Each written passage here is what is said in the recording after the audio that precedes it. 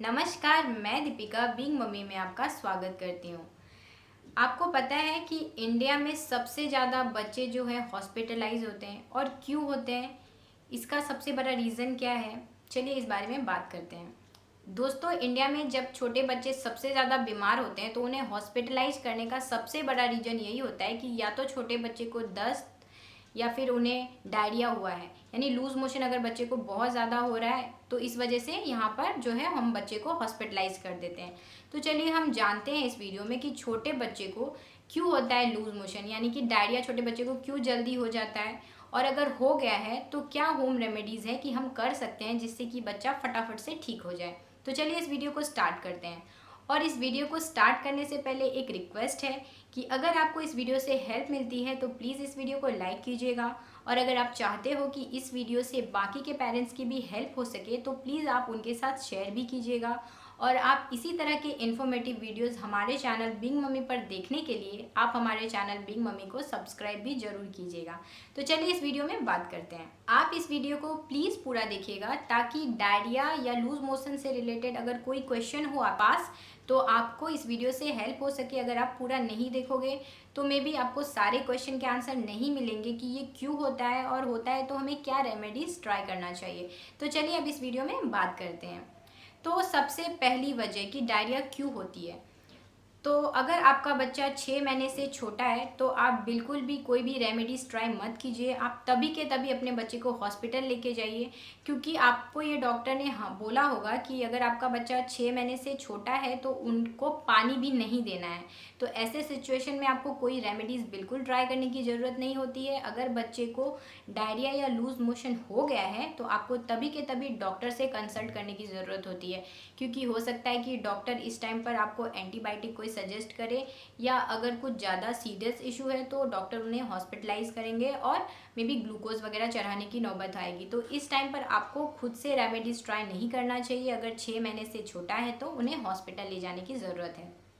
छोटे बच्चों को डायरिया या दस्त होने के दो महत्वपूर्ण रीज़न होते हैं जिसके वजह से कि छोटे बच्चे को दस्त या डायरिया बहुत जल्दी से हो जाता है। तो जो सबसे पहली बड़ी वजह होती है वो है कि जो छोटा बच्चा जब वो स्क्रॉल करना सीखता है ना, तो उसके अंदर एक हैबिट होती है, एक आदत होती है कि जो भी ऑब्जेक्ट या जो भी सामान उनके हाथ में आ जाएगा ना, उन्हें बिल्कुल नहीं पता होता है इस बारे में, क्योंकि छोटा बच्चा है, उनको क्या आइडिया है कि क्या साफ़ है, क्या मुंह में लेना है, क्या नहीं लेना है। तो इस टाइम पर बच्चा बिल्कुल भी नहीं जानता है तो वो कुछ भी ऑब्जेक्ट, कुछ भी सामान अपने मुंह में ले लेता है।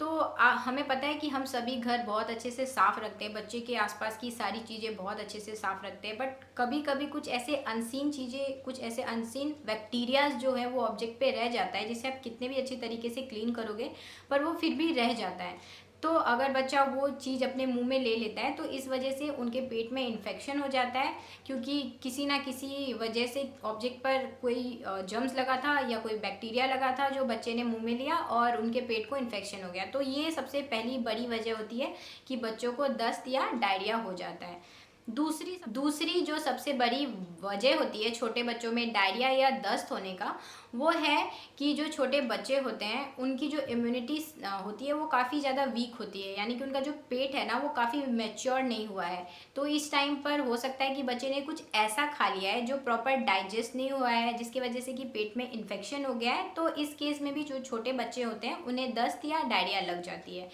अब इस जगह पर कई बार ऐसा भी होता है कि जो छोटा बच्चा है, अगर आपने पानी अच्छे से बॉईल नहीं किया हुआ है, वो पानी आप पीते हो, आपको कुछ नहीं हो रहा है, सही है, बहुत अच्छी बात है, लेकिन जो छोटा बच्चा है ना उसका जो इम्यूनिटी सिस्टम है वो इतना स्ट्रॉन्ग, इतना जो है मैच्योर नहीं हुआ है। तो अगर आप पानी भी बच्चे को दे रहे हो और अगर अच्छे से बॉईल नहीं किया गया है तो इस वजह से भी जो छोटे बच्चे हैं उनको पेट में इन्फेक्शन हो जाता है, तो उन्हें दस्त हो जाती है।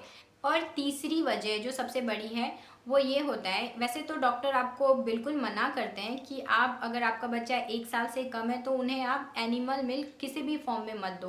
पर अगर गलती से आपने कभी छोटे बच्चे को एनिमल मिल्क दे दिया और वो जो मिल्क है अच्छे से बॉईल नहीं किया गया है, तो इस वजह से भी जो है छोटे बच्चे को इन्फेक्शन हो सकता है पेट के अंदर और डायरिया हो सकता है या फिर दस्त हो सकता है।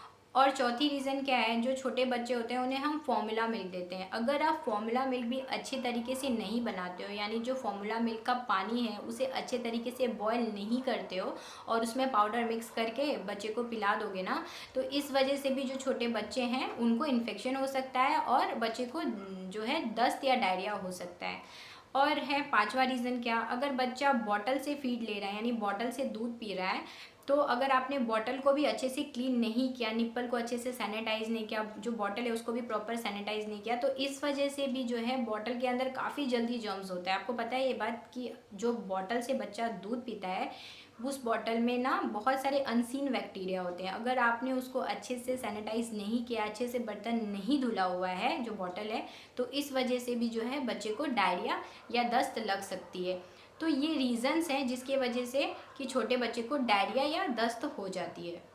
तो अब बात करते हैं कि अगर छोटे बच्चे को डायरिया या दस्त हो गया है तो उससे क्या नुकसान होता है। तो जो सबसे बड़ा नुकसान होता है छोटे बच्चों में, उनकी बॉडी से उनका सारा पानी जो है वो निकल जाता है, यानी कि बॉडी जो है वो डिहाइड्रेट हो जाती है। शरीर से सारा पानी निकलने के बाद जो बच्चा है ना वो काफ़ी ज़्यादा वीक हो जाता है। इतना वीक हो जाता है ना कि वो अच्छे से बात भी नहीं कर सकता है, इनफैक्ट वो अच्छे से रो भी नहीं सकता है, इतना ज़्यादा वो वीक हो जाता है। तो अब बात करते हैं कि अगर बच्चे को दस्त या डायरिया हो गया है तो हम क्या कर सकते हैं। पर अगर बच्चा आपका 6 मंथ प्लस है और उसका सॉलिड स्टार्ट कर चुके हो तभी ये रेमेडीज़ आपको ट्राई करना है। अगर आपने उनका सॉलिड स्टार्ट नहीं किया है और वो 6 मंथ प्लस नहीं है तो आपको बिल्कुल भी कोई भी रेमेडीज़ ट्राई करने की ज़रूरत नहीं है। आप उनको तभी के तभी हॉस्पिटल लेके जाइए। तो अब बात करते हैं कि अगर 6 मंथ प्लस है तो आप क्या होम रेमेडीज़ हैं जो ट्राई कर सकती हैं। तो इसमें सबसे पहला क्या करना है, आपके बच्चे को ORS देना है, क्योंकि बच्चे को दस्त हो रही है, उनके बॉडी से जो है पानी निकल रहा है और पानी की कमी को पूरी करने के लिए आपको छोटे बच्चे को ORS देने की ज़रूरत होती है। तो आपको सबसे पहली चीज़ करनी है कि आपको छोटे बच्चे को ORS देना है। दूसरी चीज़ आप क्या कर सकते हो, अगर आपके घर पे ORS अवेलेबल नहीं है तो कोई बात नहीं, आप नमक चीनी पानी का घोल बना करके भी अपने बच्चे को दे सकते हो। अगर बच्चा ये भी नहीं ले रहा है तो आप उन्हें पानी दीजिए, पर उन्हें लिक्विड यानी कि पानी देना ही देना है, किसी भी फॉर्म में दीजिए पर पानी उन तक पहुँचाइए, उनके पेट तक दीजिए। तो इससे क्या होगा ना कि जो बॉडी से पानी गया है वो ORS के थ्रू या नमक पानी चीनी के थ्रू या पानी के थ्रू उसको हेल्प करेगा डेवलप करने के लिए। तो पहली चीज़ आप ये कर सकते हो। दूसरी चीज़ आप क्या कर सकते, आप छोटे बच्चे को साबूदाने का पानी दे सकते हो। तीसरी चीज़, आप छोटे बच्चे को सौंफ का पानी दे सकते हो। सौंफ का पानी कैसे बनाना है, आपको सौंफ को सबसे पहले अच्छे तरीके से धो लेना है, फिर उसे मिक्सर में पीसना है यानी कि उसका पेस्ट रेडी करना है। फिर उस पेस्ट को पानी में मिक्स करके, अगर बच्चा मीठा पसंद कर रहा है और अगर वो इस केस में 1 साल से बड़ा है तो आप उसमें चीनी डाल सकती हैं, नहीं तो चीनी मत डालिए। सिर्फ सौंफ का पिसा हुआ जो पेस्ट है वो पेस्ट और पानी को अच्छे से मिक्स करके अपने बच्चे को 2 चम्मच 3 चम्मच जैसे वो पी रहा है ना उस तरह से आप उनको सौंफ का पानी पिलाते रहिए। तो इस तरह से भी आप पानी दे सकते हो उनके बॉडी में।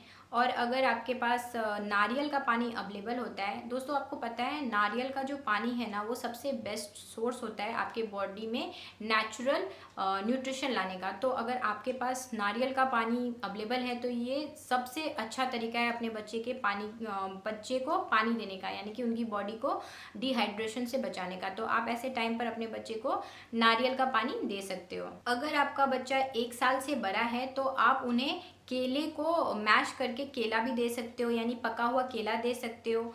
उन्हें खिचड़ी दे सकते हो, मूंग दाल की एकदम पतली खिचड़ी दे सकते हो, उसमें घी मत डालिए, नॉर्मल खिचड़ी बनाइए। और अपने अगर आपका बच्चा 1 साल से बड़ा है तो आप उन्हें खिचड़ी भी दे सकते हो। ध्यान आपको ये रखना है कि अगर बच्चे को दस्त या लूज मोशन हुआ है तो उस टाइम पर आपको जो एनिमल मिल्क से बनी हुई चीज़ें होती हैं ना वो आपके बच्चे को नहीं देना है, क्योंकि आपके बच्चे को ऑलरेडी दस्त हो रहा है तो पेट जो है वो पचाने का काम काफ़ी ज़्यादा कर रहा है, वो काफ़ी थक गया है, उनकी इम्यूनिटी काफ़ी वीक हो चुकी है। तो इस टाइम पर आपको एनिमल मिल्क नहीं देना है, क्योंकि फिर उसको पचाने के लिए एक नया प्रोसेस स्टार्ट हो जाएगा, आराम देना है उसके पेट को, तो आपको एनिमल मिल्क नहीं देना है। अब मैं मिल्क नहीं देना है बोला है मैंने, इसका मतलब ये बिल्कुल भी नहीं है कि जो छोटा बच्चा है ना वो अपनी माँ का दूध ना पिए। माँ का जो दूध होता है ना वो बच्चे के लिए सर्वोत्तम होता है, यानी कि माँ के दूध के सामने में बाकी सारी चीज़ें कुछ भी इम्पोर्टेंस नहीं रखती है। तो आपको बच्चे को माँ का दूध जो है वो बिल्कुल देना है, वो उनकी इम्यूनिटी को बिल्कुल वीक नहीं करने वाला है। इनफैक्ट वो एंटीबायोटिक होता है, उसमें मिनरल्स होते हैं, वो आपके बच्चे के पेट को स्ट्रॉन्ग करने में काफ़ी ज़्यादा हेल्प करती है। ऐसा मैंने देखा है कि ना बहुत बार बच्चे को दस्त हो गया ना, तो जो पेरेंट्स है वो सबसे पहली चीज़ करते हैं कि बच्चे को दूध देना बंद कर देते हैं। दूध मतलब माँ का दूध देना ही बंद कर देते हैं। उन्हें ऐसा लगता है कि दूध पचाने में काफ़ी ज़्यादा बच्चे को मुश्किल होगी, तो बच्चे को मम्मा का दूध मत दो। तो ये नहीं करना चाहिए हमें, ये बहुत बड़ी गलती होती है। आप और ज़्यादा उनकी प्रॉब्लम्स बढ़ा रहे होते हो। तो आपको है ना माँ का दूध तो ऑब्वियसली बच्चे को देना ही चाहिए। एनिमल मिल्क मत दीजिए, बट माँ का दूध जो है वो देना ही चाहिए। तो ये कुछ वजहें थी जिसके वजह से कि बच्चे को दस्त या डायरिया हो जाता है। अगर हो जाता है तो हमें क्या रेमेडीज़ ट्राई करना चाहिए, वो मैंने आपको इस वीडियो में बताया है। पर अगर आपके बच्चे को डायरिया या दस्त हो गया है ना, तो वो 2 से 3 दिन रिकवर होने के लिए लेता है। तो आप ऐसे सिचुएशन में बिल्कुल भी मत डरिए। अगर बच्चे को दस्त या डायरिया हुआ है और बच्चा एक्टिव नहीं है तो आप डरिए, आप हॉस्पिटल जाइए। पर अगर बच्चे को दस्त या डायरिया हो रहा है और बच्चा एक्टिव है, तो वो 2 से 3 दिन में रिकवर हो जाएगा, क्योंकि उनके पेट में इन्फेक्शन हुआ है। तो वो थोड़ा सा टाइम लेगा ठीक होने के लिए, पर उसके बाद बच्चा एकदम ठीक हो जाएगा। तो इतना मत डरिए। पर अगर बच्चा एक्टिव नहीं है, काफ़ी ज़्यादा वीक लग रहा है आपको, तो आपको डॉक्टर के पास जाना चाहिए। आई होप आपके लिए वीडियो काफ़ी इन्फॉर्मेटिव रहा होगा। अगर हाँ, तो इस वीडियो को लाइक ज़रूर कीजिएगा और इसे और भी पेरेंट्स के साथ शेयर कीजिएगा, ताकि उनकी भी हेल्प हो पाए, वो ज़्यादा ना घबराए। आप इस वीडियो से उनकी हेल्प कीजिएगा। और अगर आप इसी तरह के वीडियोस आगे भी देखना चाहती हैं, तो प्लीज़ हमारे चैनल बीइंग मम्मी को सब्सक्राइब कीजिएगा। और सब्सक्राइब करने के बाद जो उसके आगे रेड बेल आइकॉन है, उसको भी ज़रूर हिट कीजिएगा, ताकि जब भी मैं वीडियो अपलोड करूँ आपके पास नोटिफिकेशन आ जाए। Thank you.